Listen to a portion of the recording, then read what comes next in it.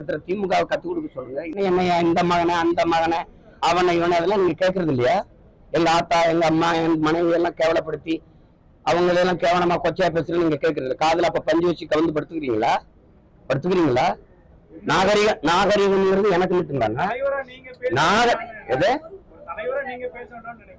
வேற ஆளை வச்சு வாடகை வாங்கி பேசுறதா?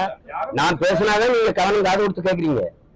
நான் பேசினாதான் நீங்க பேசாத அப்படின்னு கண்டிச்சிருக்கணும். என் பிள்ளை யாரும் பேசுறாங்களா? அப்ப நீ என்ன பேசுற? அப்ப அது முற்றுப்புள்ளி வைக்கணும்ல. தொடர்ச்சியா போயிட்டு இருக்க ஒரு அளவு தானே.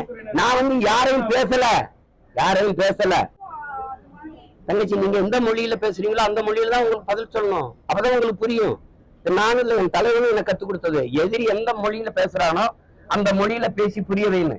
நீ துப்பாக்கி எடுத்தா நானும் துப்பாக்கி தான். நீ கருத்துனா நானும் கருத்து. திரும்ப திரும்ப சொல்றேன். வாங்க சிம்மான்னா வாங்க தங்கச்சி வாங்க ஐயா. வாடா சிம்மான் என்னடா சொல்றான்னு கேட்பேன். தங்கச்சி நீங்க வெட்ட அருவாளை வாங்கும்போது விழுந்து கும்புற ஈன கூட்டம் கிடையாது. நாங்க நீ வெட்டணும்னு நினைக்க முன்னாடி வெட்டி சாய்க்கிற வீரர்கள் நாங்க. தேவையில்லாம சொன்னாலும் நான் உன்னை மாதிரி எனக்கு பேச வரும்னு நீங்க தெரிஞ்சுக்கணும்ல. இந்த இடத்துல நிக்கிறதுனாலே நான் ஜனநாயகம் நினைச்சுட்டீங்கன்னா நான் ராம்நாத் காட்டாங்கிறத மறந்துட்டு நீங்க ஆடக்கூடாது. நீங்க எல்லாம் கையோடு காலோடு பிறந்த மாதிரி வாளோடும் வேலோடு பிறந்த கூட்டம். நாங்க சும்மா குறுக்கு மார்க்கா ஓடிட்டு கூடாது.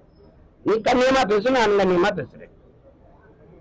எந்த மேடையில பேச வேண்டிய தேவை வருது? நீ பேசுறதுக்கு பதில் இப்படியும் எங்களால சொல்ல முடியும். பாத்துக்க. அது என்ன தோணுச்சு? நீங்க எல்லாம் பேசும்போது ஜனநாயகமா இருக்குது, நாகரிகமா இருக்குது. நாங்க பேசிட்டா ஐயோ நாகரிகம். அப்படி ஒரு நாகரிகம் எனக்கு தேவையில்லை. நான் சன்னியாசம் வாங்கிட்டு போயிட்டு அப்படி டீச்சை பெற்றுக்கிட்டு அப்படி இருக்கிற ஆள் கிடையாதுல்ல.